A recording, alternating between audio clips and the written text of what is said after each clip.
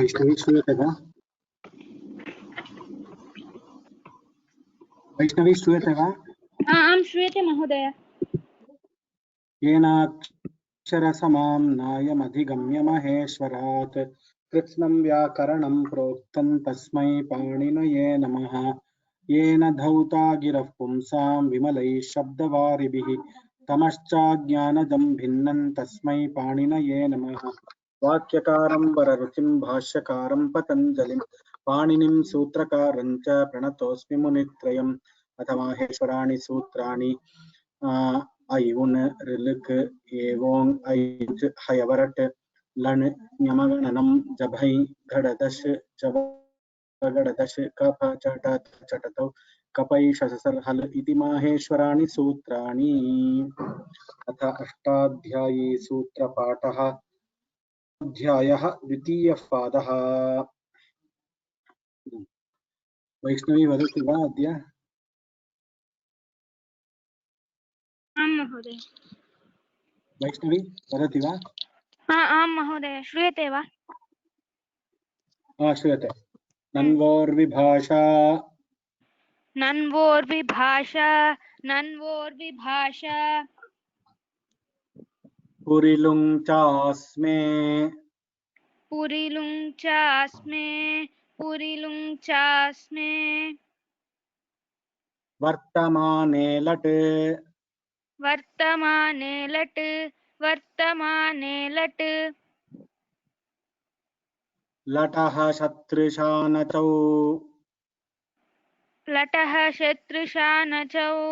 लटः शतृशानचौ अप्रथमा समानाधिकरणे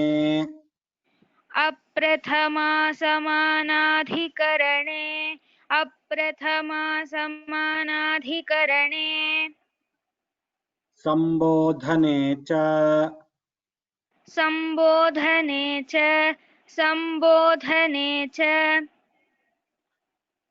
लक्षणहेत्वोः क्रियायाः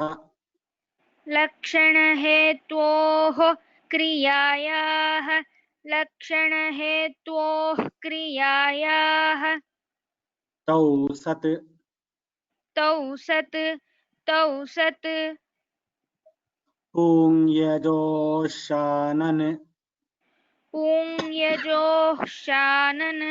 पुंयजोशानन्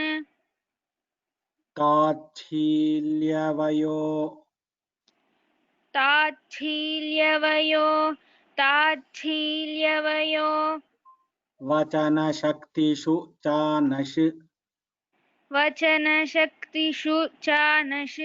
वचनशक्तिषु चानश् इङ्धार्योः इङ्धार्योः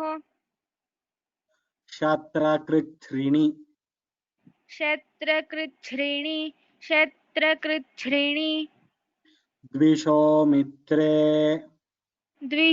मित्रे द्विषो मित्रे स्तुयो यज्ञसंयोगे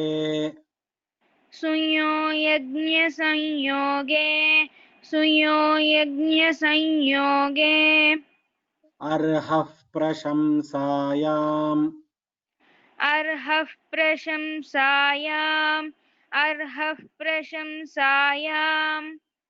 आक्वे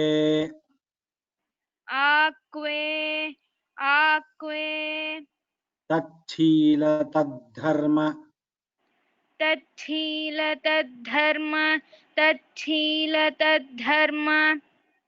तत्साधुकारिषु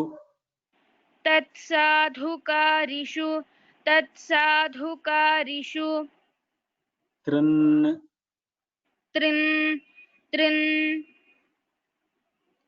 अलङ्कृञ् अलङ्कृञ्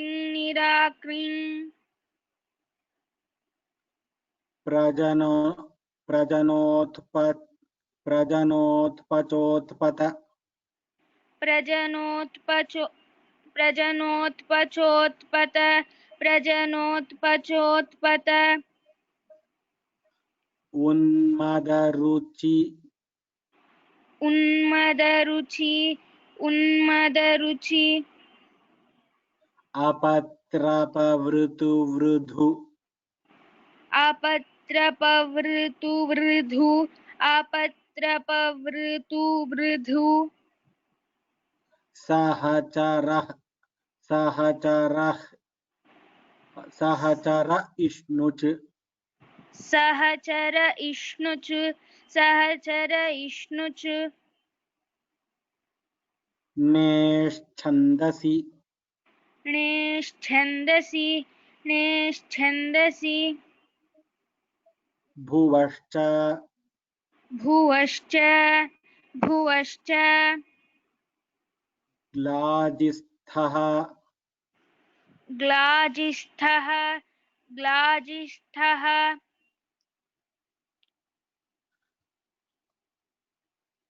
चक्स्नुः चक्स्नुः चक्स्नुः तत्र सन्देहः अस्ति चग्स्नुः वा चक्स्नुः वा इति एकनिमिषम्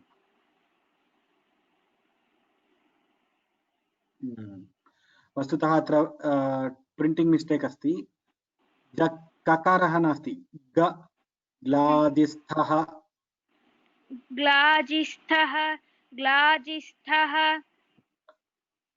चग्स्नुः चग्स्नुः चग्स्नुः त्रसिगृधिदृषि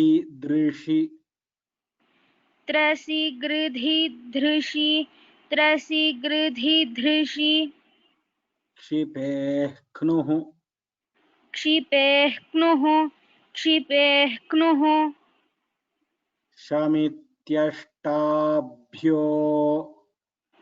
शमित्यष्टाभ्यो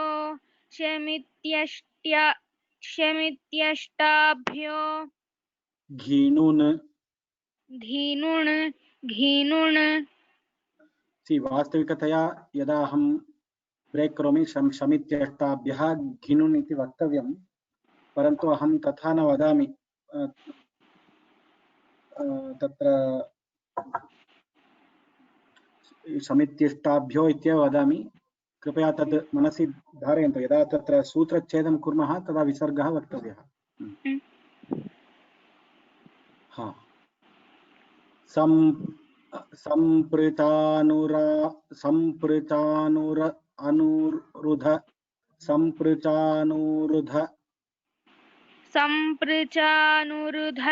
सम्पृचानुरुध आङ्ग्यम आङ्ग्यम आङ्ग्यम आङ्ग्यस आङ्ग्यस आङ्ग्यस परिसृसृज परिसृसृसृज परिसृसृसृज परिदेवि संज्वर परिदेवि संज्वर परिदेवि संज्वर परिक्षिप परिरट परिक्षिप परिरट परिक्षिप परिरट परिवद परिवद परिदः परिवद परिदः परिमुह दुषद्विष परिमुह दुषद्विष परिमुह दुषद्विष द्रुह दुह युग द्रुह दुह युज द्रुह दुह युज आक्रीश विविच आक्रीश विविच आक्रीश विविच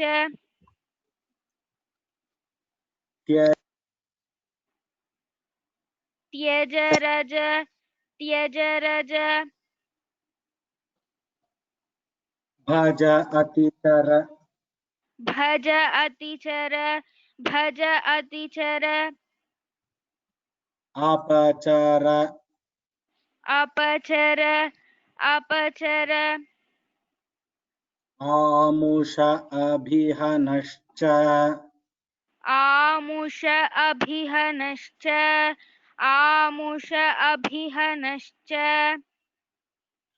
वौकशलस वौकशलस वौकशलस कत्थ कत् कत्थस्रम्भः कत्थस्रम्भः कत्थस्रम्भः कत्थस्रम्भः अपे अपेचलशः अपेचलशः अपेचलशः प्रेलपसृदृ प्रेलपसृदृ प्रेलपसृदृ मथवदवसः मथवदवसः मथवदवसः निन्दहिंसक्लिशखाद निन्दहिंसक्लिशखाद निन्दहिंसक्लिशखाद विनाशपरिक्षिप विनाशपरिक्षिप विनाशपरिक्षिप परिरटपरिवादि परिरटपरिवादि परिरटपरिवादि व्याभाष असूयः असूयो असूयो वि व्याभाष असून्यो वै व्याभाष असून्यो वै तत्र असूयो इति सूत्रे यदस्ति तदेव वक्तव्यं पदच्छेदः सम्यक् नास्ति देविकृशोश्चपसर्गे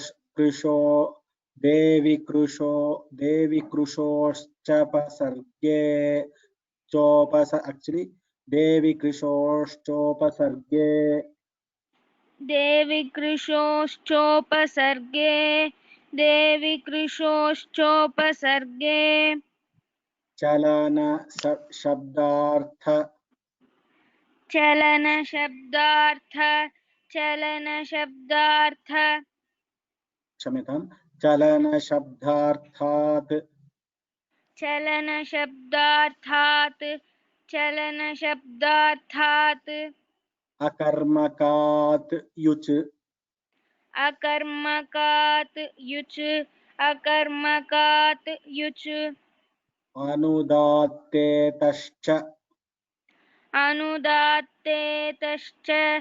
अनुदात्तेतश्च हलादेः हलादेः हलादेः जुचङ्क्रम्य जुचङ्क्रम्य जुचङ्क्रम्य दन्द्रम्य दन्द्रम्य दन्द्रम्य सृगृधिज्वल सृगृधिज्वल सृगृधिज्वल शुचलशपतपदः शुचलशपतपदः शुचलशपतपदः क्रुधमण्डार्थेभ्यश्च क्रुधमण्डार्थेभ्यश्च क्रुधमण्डार्थेभ्यश्च न यः न यः न यः सूददीपदीक्षश्च सूददीपदीक्षश्च सूददीपदीक्षश्च लशपतपदस्था भू लशपतपदस्था भू लशपतपदस्था भू वृषहनकमगम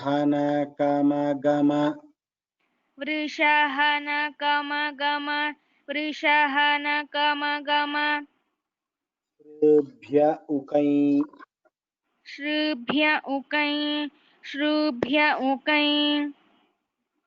जल्पभिक्षकुट्टलुण्ठ जल्पभिक्षकुट्टलुण्ठ लुण्ट जल्पभिक्षकुट्टलुण्ट वृणः शाकन्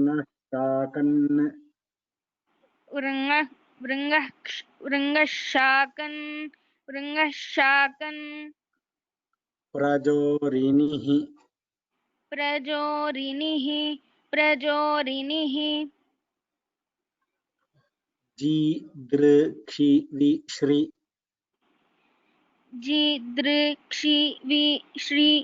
जीदृक्षिविश्री इन्वमव्यथ इन्वमाव्यथ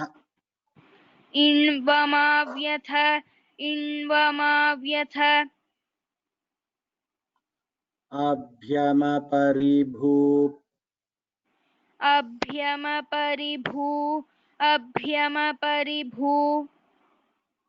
प्रसूभ्यश्च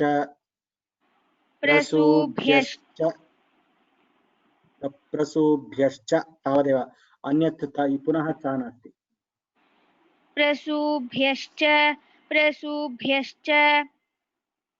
स्पृहि गृहि पतिदयि स्पृहि गृहीपतिदयि निद्रातन्द्राश्रद्धाभ्य आलुच निद्रातन्द्राश्रद्धाभ्य आलुच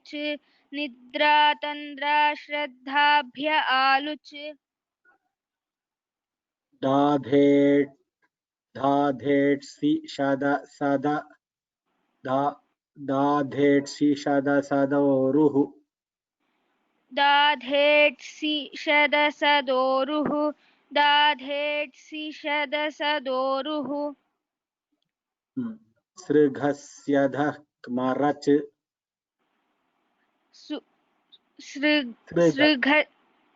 सृघस्यदः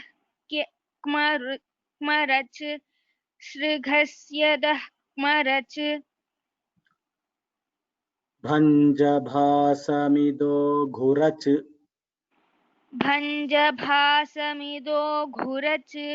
भञ्जभासमिदो घुरच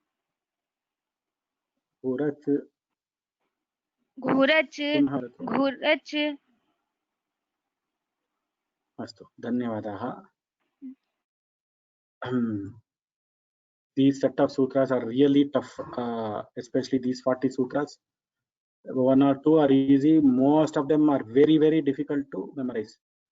You have to put lot of efforts to get these words because it involves small words, like for example alankrit, nirakrit, prajana, utpata, unmada, ruchi, pratapa, vritu, vruddhu, saha. So like that small words are there, so we will have to take a lot of care when we are doing the memorization of these set of sutras. The Tritiya Adhyaya Dvitiya Pada, these 20 sutras from 121 to 160, slightly it is challenging. There are people who have by heart, not that it cannot be done.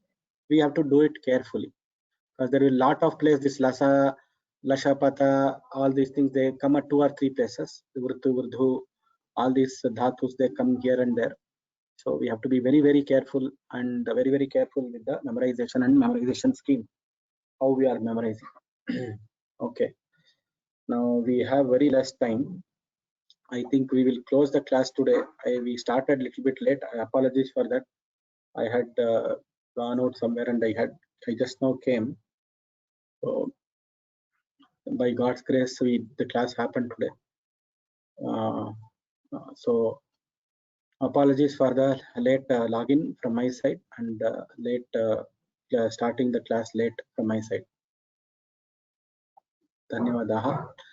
We will see the recitation tomorrow. Yenakshara samamnayam adhigamya maheshwarat krishnam vyakaranam proktan tasmai paninaye namaha yena dhauta giraf pumsam vimalai shabdavaribhi tamaschagnanajam bhinnan tasmai paninaye namaha. Request you not to miss this classes this week because it is very, very you require revision at least 2-3 times to just read and pronounce the sutras properly. धन्यवाद.